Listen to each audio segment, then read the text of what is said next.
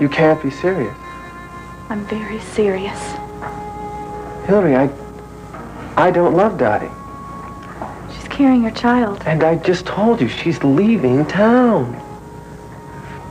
And you think that eliminates your responsibility? As far as marriage, yes. I don't see it that way. Hillary, it's taken Dottie this long to accept the fact that I'm never gonna marry her. Why can't you? Because that doesn't change anything. Don't you see that? No. No, I don't. Well, you think that because you've gotten rid of Dottie, that because she's leaving town, that things can be just fine, just like they were? That you won't have to be embarrassed by seeing her running around town pregnant with your... It was her choice. Hers, not mine. That doesn't matter, no matter where she is, no matter if she's here or if she's somewhere else. There is still a child. You just said you love me. I do. But I still think that you owe it to Dottie, and especially to your child, to do what is right for them. I just hope he means what he says. Your father's obsession with Ross is really driving me nuts. I could really throttle him sometimes. You've really had the worst of it, haven't you? Morning, noon, and night. It's becoming quite a strain. I notice you've been doing a lot of bickering. No. It's more like knockdown, drag-out fights. Well, I think it's all over now. I think Father has finally admitted to himself that Ross is never going to accept him. I don't care. As long as he keeps his promise to you, that's all I care about. Ross has a son. Your grandson, Mr. Cortland. You're a very devious woman, Mrs. Yates. Oh, I swear to you, Mr. Cortland, I'm telling you the truth. Uh-huh. Tell me about the boy. His name is, Andrew. And I imagine he's in his teens by now. Where is he? Why hasn't Ross mentioned that he had a son? I'm sure that there are many questions wandering through your mind, Mr. Cortland. Yes. And all the answers have little price tags on them, don't they, Mrs. Yeager? And as soon as we can agree on that price, then I would be more than happy to answer all your questions. Doing a piece on Adam's plane crash, thank you. Hometown reaction, stuff like that. So is there any new news?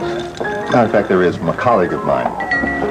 Yeah? It just came over the wire service. They found pieces of the wreckage. What? And in pieces of the wreckage, they found traces of explosives. You're kidding. You mean you think it's sabotage? I don't know what to think, but I'll tell you one thing. If Adam Chandler is dead, it was no accident.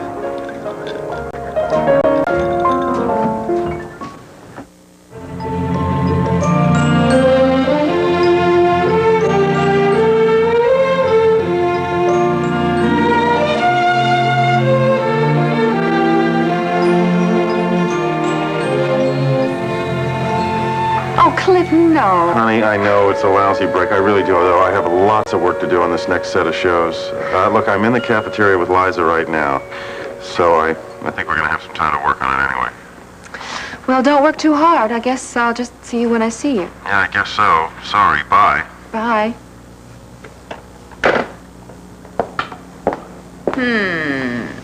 Working late, huh? Looks like that's how it's going to be from now on. We'll just see each other every now and then, coming and going. Well, but he didn't object to your taking over Cortland Computers, did he? No, he was great about that. Sometimes it seems as if Liza sees my husband more than I do. Does that worry you? Do you think it should? Not as far as Cliff's concerned. But she sure did go after him for a while there.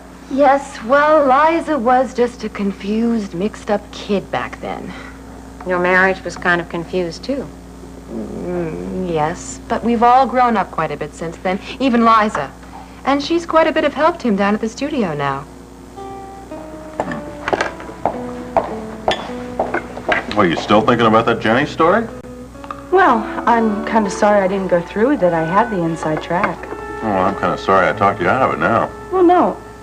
You were completely right at the time. I mean, it's just kind of difficult because everybody's beginning to think about it and beginning to think it's true. I mean, people who weren't even emotionally involved the way Greg and Tony were. I don't know. I'll tell you the truth. I think it sounds like a kook with a very strange sense of humor. Yeah, well, now the media's jumping on it.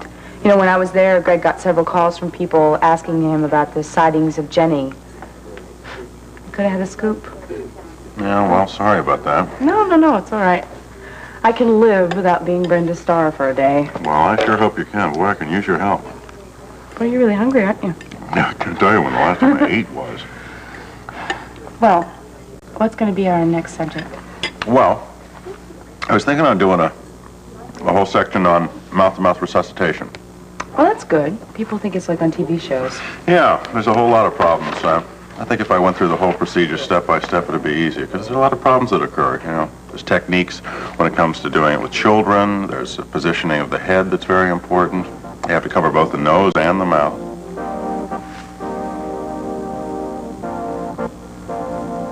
I guess this is where I'll do an actual demonstration of the procedure. Okay, well, I'm going to need to get a timing on that. Well, that'd be kind of hard to do without a model. Well, I'll stand in for you. Okay, you got your stopwatch? Right here. Well, why don't you lie flat on the floor? Okay.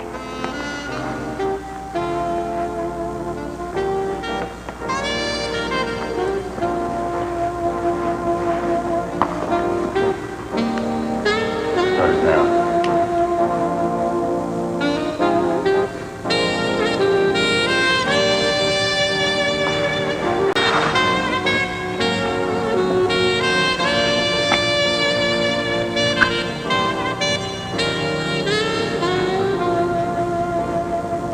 Liza. Look. Oh, I'm sorry. Oh, I was just thinking about, telling my story and becoming an overnight sensation. Yeah, it's called fantasizing. I'm gonna go get started right now, okay? Oh. Oh, no, I don't need you right now. I gotta write down all the CPR stuff, all the concepts. Are you sure? Yeah, I'm quite sure. I'll see you tomorrow then, okay? Okay. Have a good night. Good night.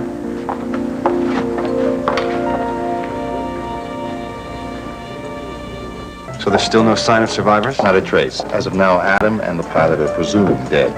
They haven't given up the search, have I'm they? sure Erica wouldn't let them give it up. It's been a long time. I don't think there's very much hope.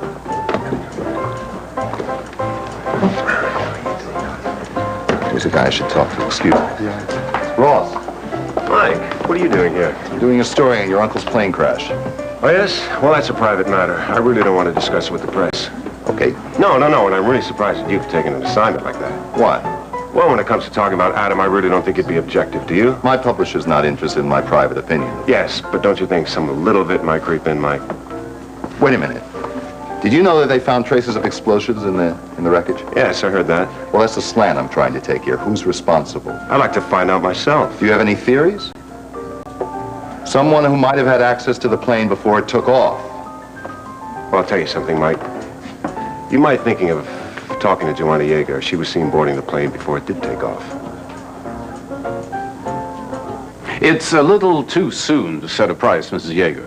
You're not interested Oh, in yes, your I'm brother? very interested. But what you've told me so far is a little sketchy. You mean that you don't believe me, is that it? You've given me no reason to. Well then, let me show you something. This is a picture of Ross and his ex-wife, Cynthia. Mm-hmm. When was that taken? Shortly before the divorce. Oh, when was that? This is a newspaper accounting of the whole story. Mm-hmm. Ross Chandler, nephew of industrialist Adam Chandler and his wife Cynthia have agreed on a divorce. So? Well, then take a look at this. That should explain it all. It's a boy for Cynthia Chandler Preston, born midnight last night. Did you make a note of the date of birth? Mm-hmm. 5 months after the divorce, so. Yes. Do you need any more proof that the boy is Ross's son? It would appear so, yes. Cynthia went to Mexico to get the divorce. She and Chase were married immediately afterwards. Chase Preston. Hmm? You know him? Well, our paths did cross in the old days. He was a bachelor then. He married very late in life. I see.